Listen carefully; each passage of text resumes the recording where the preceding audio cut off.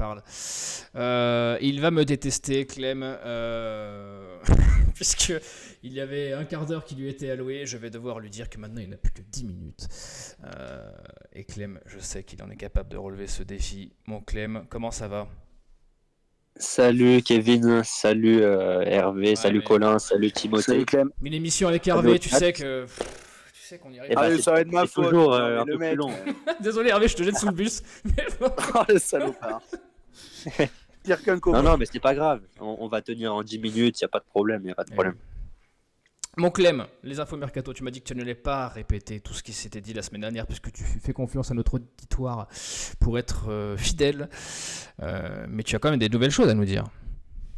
C'est ça, quelques petites précisions sur certains dossiers, mais dans l'ensemble, on va pas répéter non plus tout ce qu'on avait dit la semaine dernière. Bah, on peut commencer du coup par les départs. Oui. Donc déjà, comme vous les avez pu le lire, Larsonneur qui devrait prolonger son contrat. Après, on a deux joueurs qui sont poussés vers la sortie, comme la semaine dernière, ils n'ont pas changé. C'est Dylan Batoubinzika et Ivan Masson. Masson qui vit une période compliquée du coup parce que avec sa visite médicale ratée, ça va être compliqué pour lui de retrouver un club. Batoubinzika, en revanche, il y a quelques intérêts, pays du Golfe, la Turquie, mais il n'est pas chaud pour aller dans ces deux destinations-là. Donc après, il faudra voir pour lui peut-être en Grèce, en Israël. Ça va être un dossier à suivre d'ici la fin du mercato. L'actu du jour du côté des départs, c'est plutôt Benjamin Bouchouari. Il y avait l'intérêt du Trabzonspor qui date déjà du mois de juillet, avec une offre qui avait été faite à plus de 3 millions d'euros hors bonus. Le dossier n'était pas allé au bout et n'ira pas au bout parce que Trabzonspor vient de signer le milieu de terrain de Bastien Inao Oulay. Donc là, l'intérêt actuellement pour Benjamin Bouchouari vient plutôt de la Grèce, du PAOK Salonique. Alors Benjamin Bouchouari là-bas, il est plan B, parce que le plan A c'est Christos Zafiris, mais le dossier visiblement de Zafiris c'est un peu compliqué, ça patine, donc il y a la possibilité que ça switch sur Bouchouari assez rapidement. En tout cas, les discussions sont déjà entamées entre les différentes parties pour Bouchouari au PAOK, donc à suivre dans les prochaines heures, prochains jours, parce que là c'est des discussions qui sont vraiment en cours en ce moment, donc à suivre. Et puis après les classiques, Stassin, Zurico et quoi, les trois joueurs qui veulent partir. Il y a différentes techniques qui sont utilisées pour partir. On a Tassin qui jusqu'ici a plutôt joué le jeu et qui est rentré en jeu, même si bon évidemment on imagine qu'il s'est pas non plus pressé pour revenir. On a Zurico qui sur la prépa a refusé de rentrer en jeu à deux reprises, du moins ne souhaitait pas figurer dans le groupe à deux reprises, mais qui là depuis deux matchs joue le jeu. Et on a Pierre Ecois qui n'est toujours pas présent au centre sportif Robert Herbin, qui s'entraîne individuellement et dont le retour peut-être n'interviendra pas avant la fin du mercato.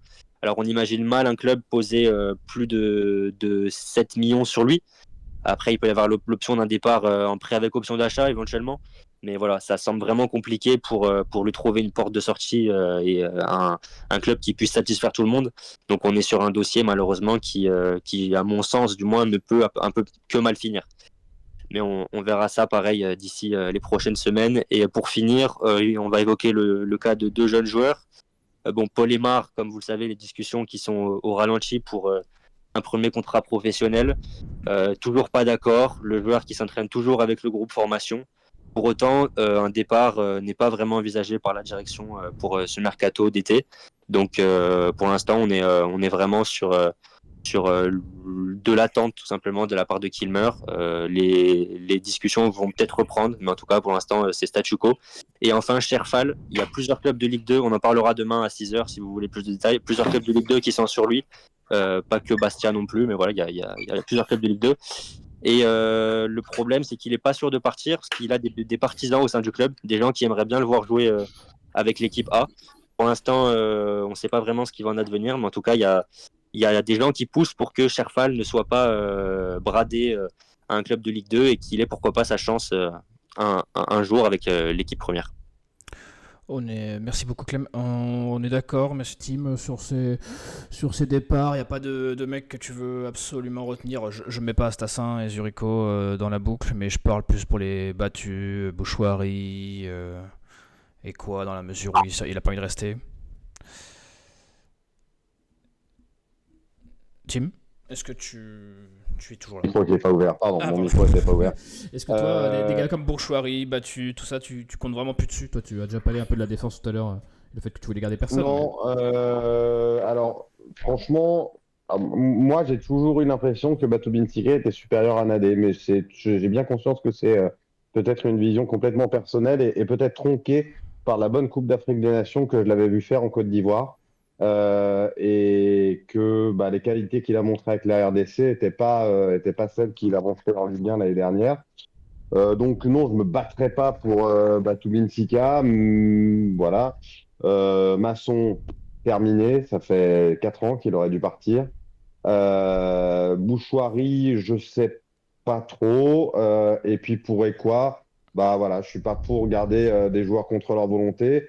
Après, c'est peut-être aussi ça, là, Saint-Etienne aujourd'hui. On parlait tout à l'heure du fait d'avoir de l'argent. Ok, on a levé ton option d'achat. T'avais qu'à voir avec ton agent, en fait. Si tu voulais pas rester, fallait prévoir dans une clause dans ton contrat en disant qu'en cas de descente, tu resterais pas.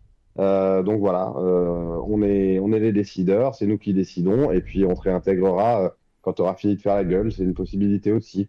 Mais sportivement, en tout cas, il n'y a aucun de ces joueurs qui me semble intrinsèquement essentiel à notre projet Ligue 2, dans l'option d'une Ligue 2 qui pourrait monter en Ligue 1 et donc d'une équipe qui pourrait être celle de Saint-Etienne, on l'espère, en Ligue 1 assez rapidement. Donc voilà, je retiens personne. Voilà, on ne retient rien si ce n'est la nuit, comme le disait le célèbre poète. Mon Clem, je vais garder le Hervé pour l'essence des arrivées, parce que Hervé, c'est un mec qui sent le football quand c'est comme ça. On pense à Dila Ouchiche. Donc, c'est ça qu'il aura le nez creux pour nous dire si c'est les bonnes pistes. Clem, est-ce qu'il y a des arrivées qui se profilent, des petits dossiers croustillants? Là, on a entendu parler des latéraux encore. Ouais, alors il y a une grosse temporisation quand même de la part du club au niveau des arrivées. On en avait parlé la semaine dernière. On avait évoqué une semaine qui allait être beaucoup moins mouvementée que celle où on avait recruté Anan, Ferreira et Stojkovic. La semaine dernière, on a eu que Dufus, mais qui était déjà arrivé en réalité depuis plusieurs semaines. Donc là, ça va être un peu pareil pour la semaine à venir. Le club qui temporise, en fait, sauf départ important, il y a pas la nécessité de recruter. Il considère que il y a plus d'urgence, que les postes clés ont été déjà renforcés. Donc ça prospecte quand même à l'affût d'opportunités de marché ou de départ à compenser sur les postes de milieu offensif, enfin milieu créateur du moins, sur le poste de sentinelle. On a aussi regardé un peu pour des doublures de latéral gauche. Mais voilà, pour l'instant, rien de très concret, du moins à notre connaissance et à la connaissance des différents médias qui peuvent parler de la SSE sur le mercato. Simplement, du coup, par rapport au latéral droit, Moutaz Nefati, certains ont peut-être vu passer l'info dans la journée, comme quoi il y avait un intérêt de Saint-Etienne et même des discussions, je crois. Pour m'être renseigné dans la journée auprès de l'entourage du joueur, très concrètement, du coup, on a contacté l'entourage du joueur qui dit qu'il n'y a rien du tout pour le moment, aucune discussion. Donc voilà, en tout cas, vous pouvez considérer que l'entourage du joueur dément cette information. C'est toujours ça de prix.